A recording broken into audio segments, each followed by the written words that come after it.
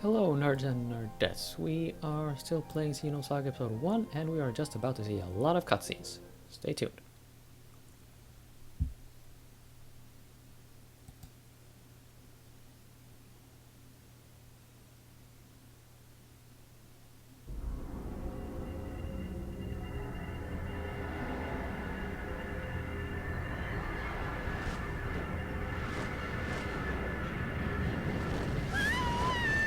Seems unfamiliar from Chekhov's whole thing, right?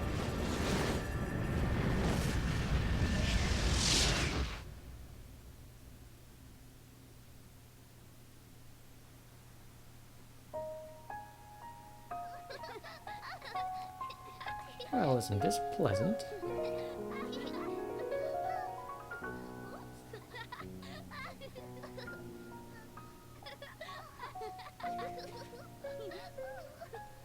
This melody is called Greensleeves, by the way.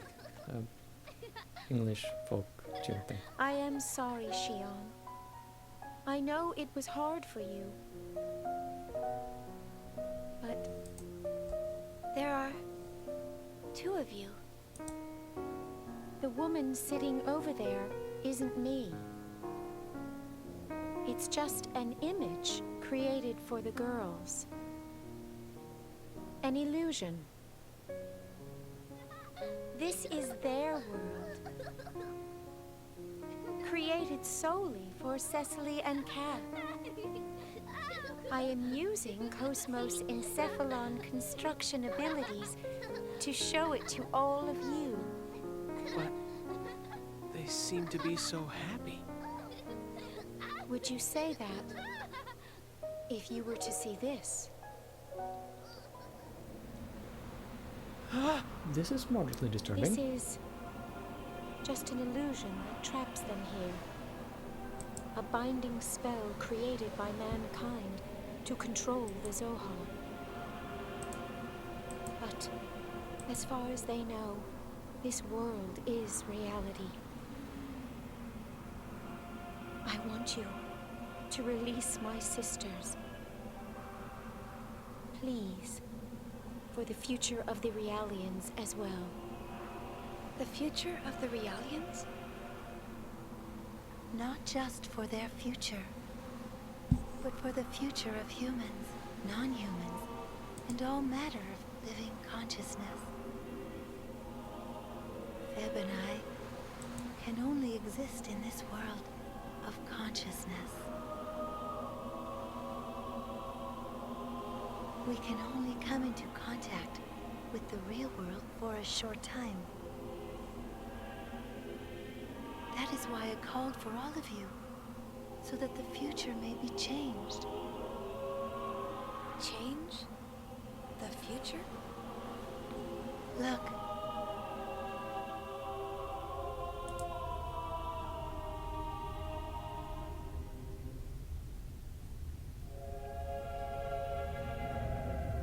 Oh, by the way, if anyone complains about the soundtrack, the background music for this part, I will ban you. Excellent choice. Same music as before, but That's still. Cosmos.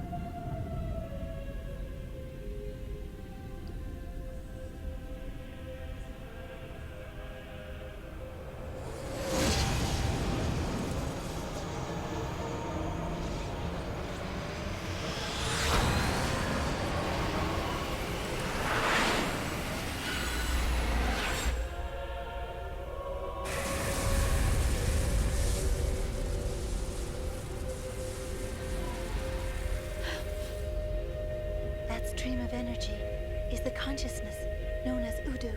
What? Voodoo? Udu was the source of the space-time anomaly that engulfed Milsha 14 years ago. What you just saw was a vision of the future,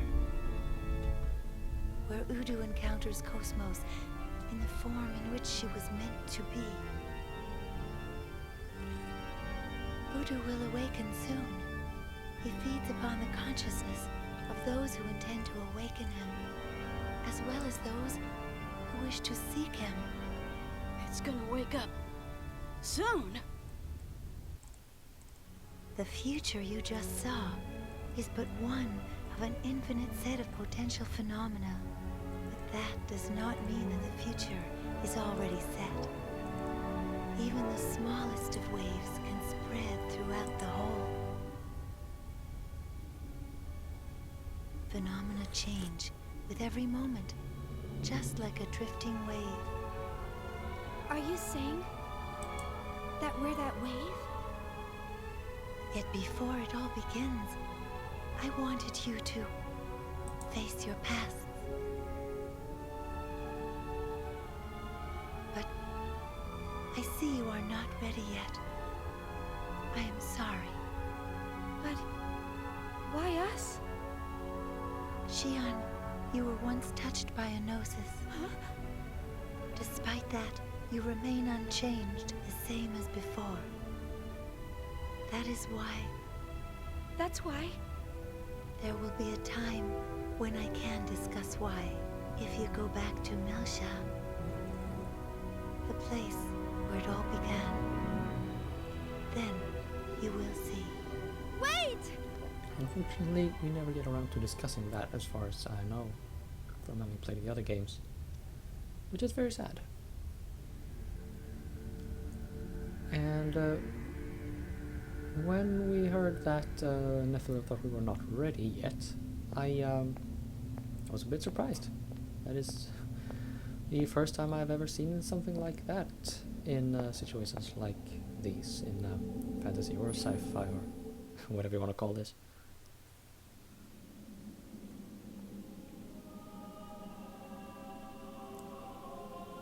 And here's another slightly disturbing image.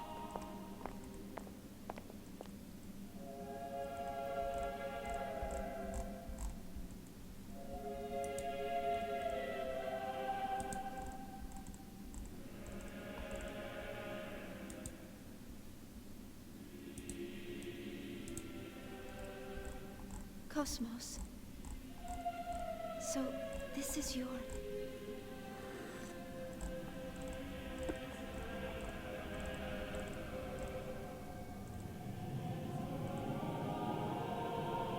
Ye shall be as gods. Disarming. Subconscious domain protection.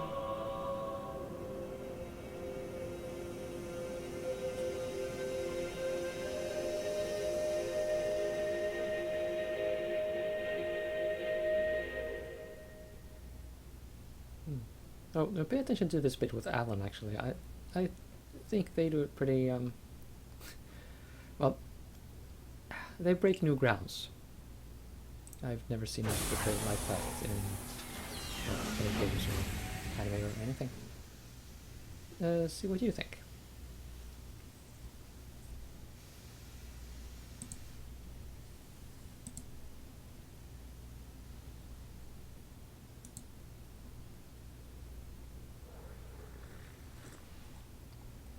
Morning. Cosmos. Good morning, Xian.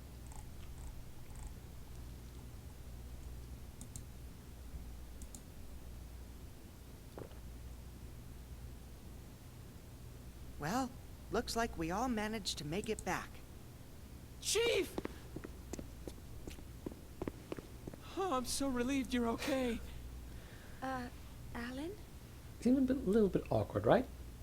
Those scenes usually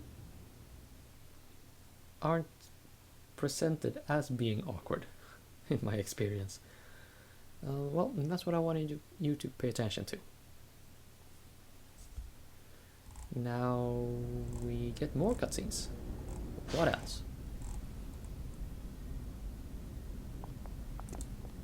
I present to you the memory bank data from the Anti-Gnosis Humanoid Weapons System KPX Cosmos. Protection level AAA, with no possibility of alteration. Memory bank data accepted. Please remain within the Miltian star system until you're cleared of all charges.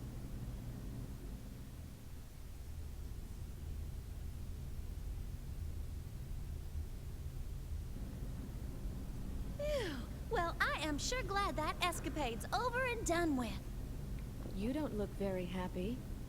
Did something happen? Huh? Yeah. You could say that. I still can't believe it. We've got another friend of yours to release too. Master Guinan! Master Guinan! Oh. This must be some Japanese thing. I never understood this. I never saw any reason for it. You've done well. No big deal. But it sure brought back a lot of bad memories. Hey, Shion. That girl. She called herself Nephilim, right? Yeah. Are you sure? Yes, but what's wrong? Well, if that girl is somehow connected to what I'm thinking of, then things are gonna get real busy real soon. That might be a red herring. More on that when we have time to breathe. In between the cutscenes.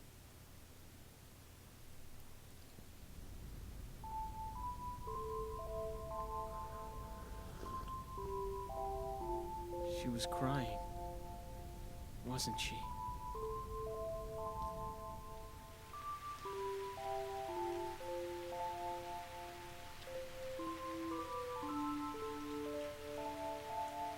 I think that's only the second time I've ever seen her cry.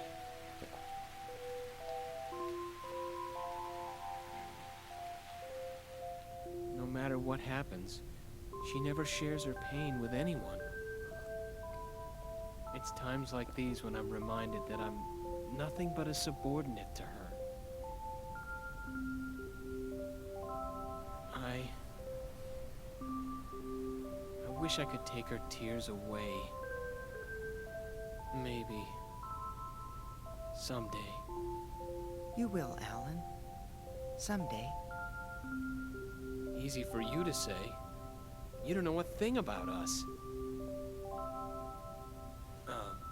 I'm sorry. It's just... I didn't mean to say that. We've only known each other for a short while. But I can see that you have a good heart, Alan. You're too nice. Chaos. Kindness. At times, it binds us. But still...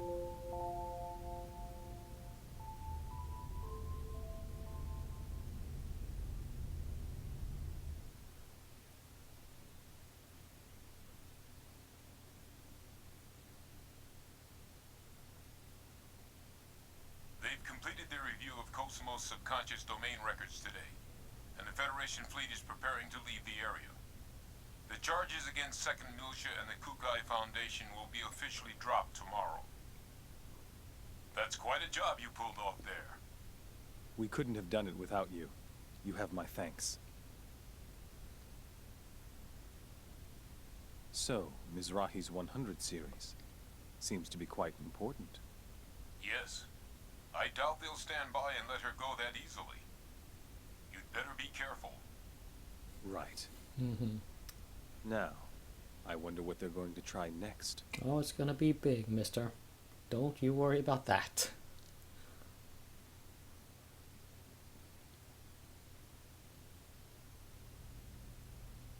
I can't believe I just handed over top secret company info to the Federation without permission. I am so fired. And curiously, she is never actually sanctioned for that. I think that is by design. Momo. She looks so sad. That irregularity of protocol. Chief. So, why don't we go grab a bite to eat? Shelly told me about this great cafe. I'm sorry. I don't have much of an appetite right now. Shion, you just kicked a puppy in the face. Guess I'm not quite myself either.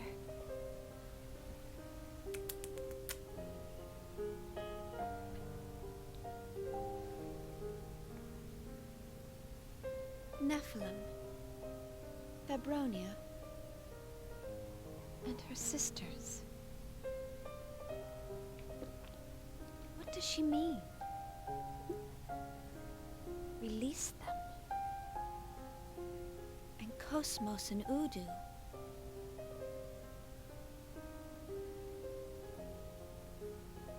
All this facing the past stuff.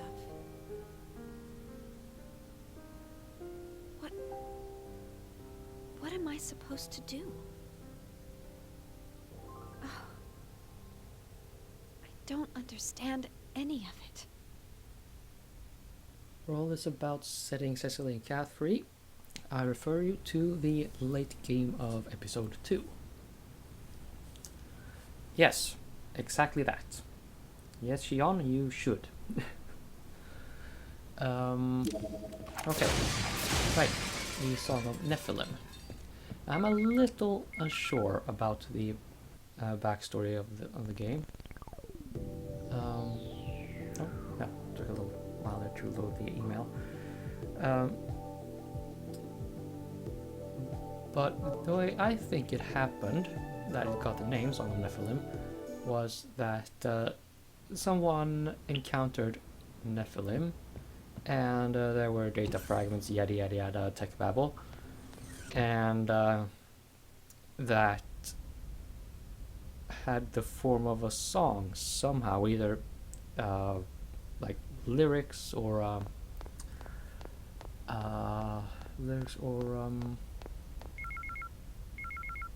it first became a sound, some kind of a sound format. It was played back as a sound file, not text or anything like that. So they then associated that sound with Nephilim, but instead I do think that sound interacts with Udu, not Nephilim. So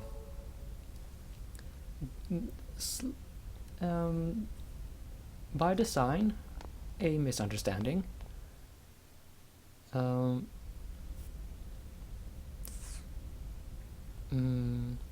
But of course Nephilim is well, intimately interlinked with the whole Udu business, shall we say. And I'm just getting all the email right now. Yeah, by the way, this email, I thought we would get 100,000 money for doing this, but apparently you only get that money if you get it wrong. If I read the walkthrough correctly, which is really weird.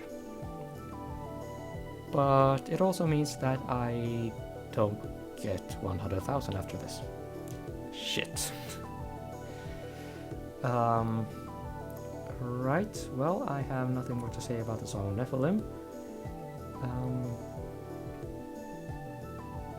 Except when you hear it, I think you will sort of recognize it, but the last note of the first figure is diminished, so it will sound really, really wrong. And I mean wrong, I don't mean it just sounds like they play the wrong note or off key or anything like that. It just sounds well, it sounds very appropriate for what it is intended to be associated with. Herald, sort of a thing. As unpleasant as I think the track is, I do really, truly admire the effect it has when they use it in the game. So, stay tuned for that. And here's me just reading through the email. It's been many a year since I did that, I will have you know.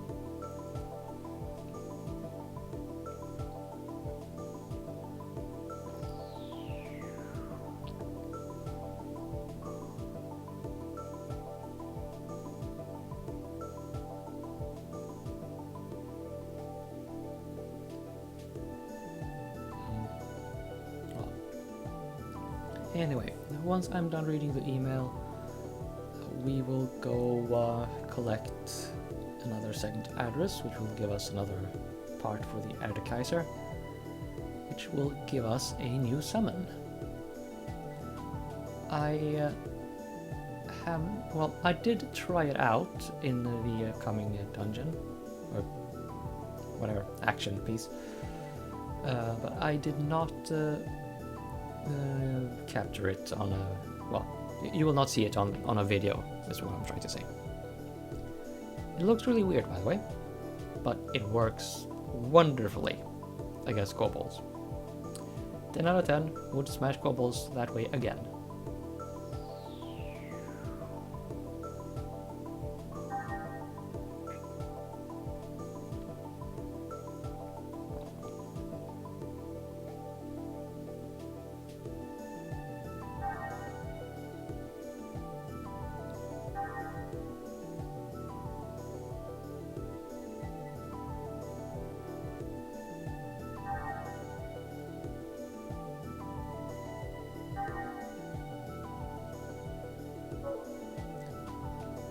So, here's me going to discover that I am not super rich anymore. Well, I'm not suddenly super rich, I mean.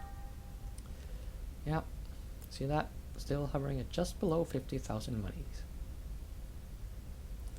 Also, I was hoping to be able to equip Cosmos with her new gear and tech attacks, because the next time we control Cosmos, we will have access to the X-Buster tech attack. Arguably the most useful tech attack among all characters in the entire game, possibly in the entire series as well. I mean, the utility of a Psycho Pocket, let's not ignore that, but for sheer damaging potential, you don't beat X-Buster easily.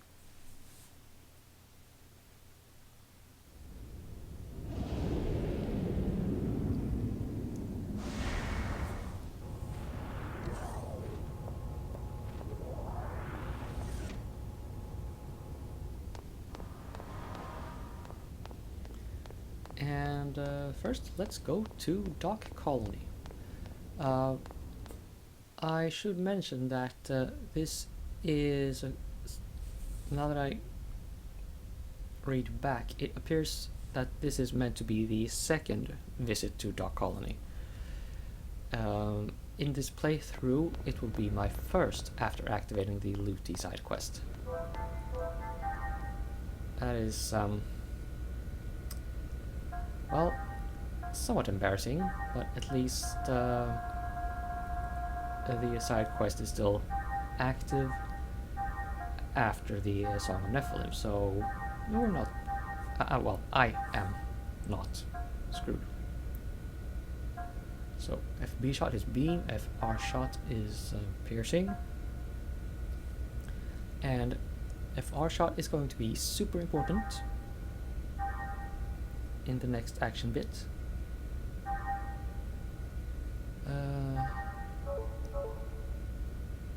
More on that in the next episode. For now, let's just go and see loot, shall we?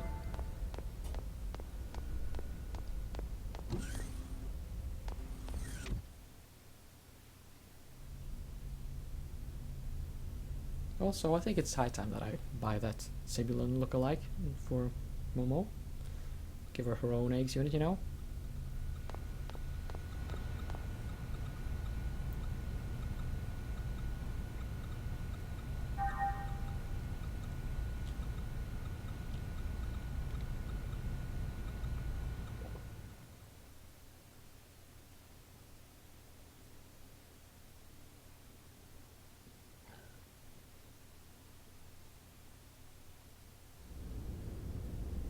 This place looks really dirty and run down, by the way.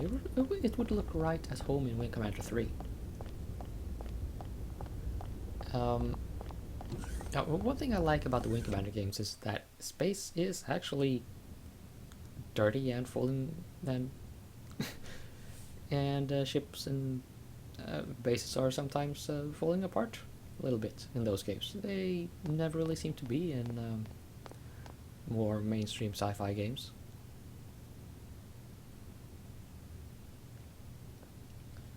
So if we would have seen a flower there, we would have gotten, I think, a tech upgrade item. We'll get that later.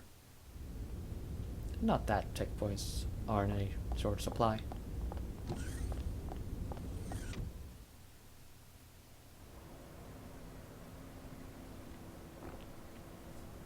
Now, for the main event.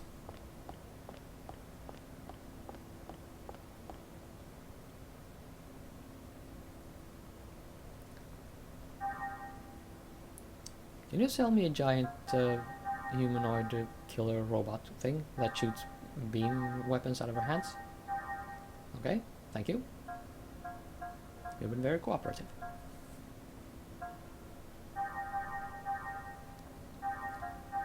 I forget what the big one costs.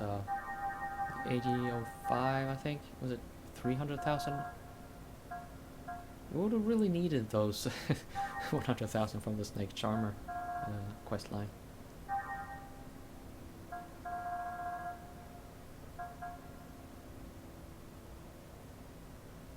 Well, anyway. I will grind for money because I really want that eggs unit. I will break my policy for that reason alone.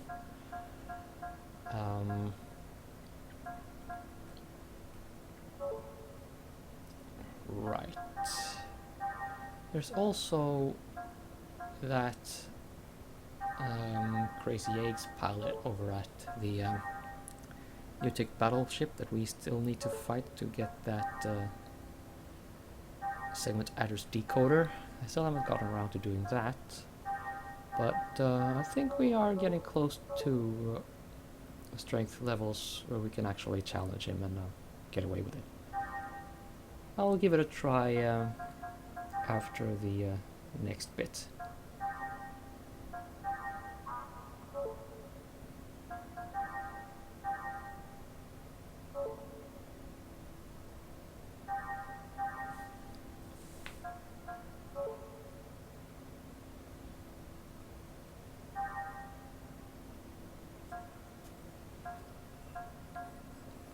And with that said, I think that's all for this episode, all that I have to comment on.